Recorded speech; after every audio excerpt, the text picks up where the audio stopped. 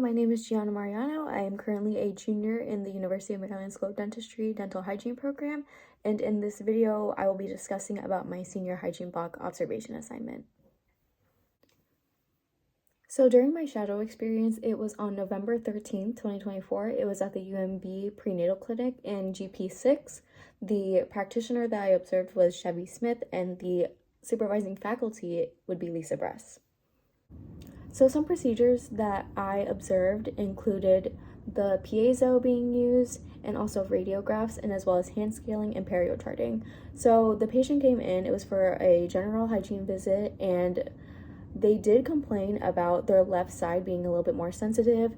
And so during that whole process, we did radiographs on the right side, and we also used the piezo in the beginning.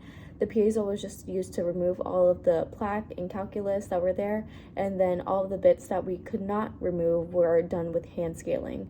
The patient was really adamant about their left side, and with that, endo was referred. So the practitioner worked in quadrants at the pace of the patient, so they were very comfortable during this whole process. Because endo was referred, they were told to come back the next day so they can be seen by them to address the pain on the left side. So during the visit, I was able to participate in making sure that the patient was comfortable, and that if they were ever under any discomfort, that they can let us know. I was also able to participate in perio charting as I was putting the perio probing depths for the senior that I was observing, and as well as grabbing any other materials that they needed throughout the visit. So some things that I observed with the practitioner were that they were very patient and understanding towards our prenatal patient.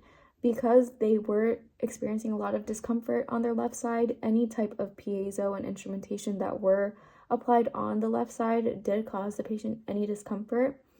And so we did take frequent breaks, and we always asked the patient if they were comfortable.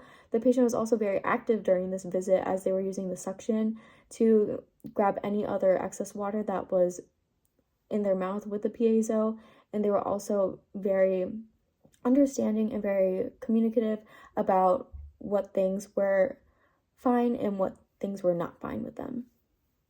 The patient was mainly more sensitive towards the water that was coming from the piezo. So during the left side of the visit, when we were applying instrumentation, we just used hand scaling instruments as opposed to the piezo to make the patient more comfortable throughout the visit.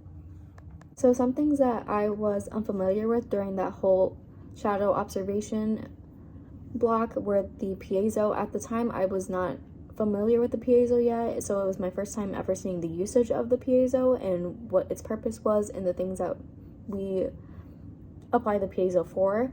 I was also unfamiliar with perio charting at the time, so I was very unfamiliar with axiom and how to input some numbers, but my senior was very understanding towards that. And I was also unfamiliar with using ergo loops for the first time, as I've been eyeing the ergo loops for a while, so it was my first time ever seeing a clinician actually use the ergo loops and maintain their posture with that as well. So some questions that I did ask the practitioner were, since the patient was experiencing discomfort on the left side, how will we continue with treatment, and what kind of alternatives will we use for the patient with their high sensitivity and for their circumstances. Another question that I asked the practitioner were that, how will we continue with the left side? Would it be done on a different appointment, or would we see what endo says first before we continue to work on the left side of the patient's mouth? So some interactions that I did have throughout that whole visit were with the practitioner.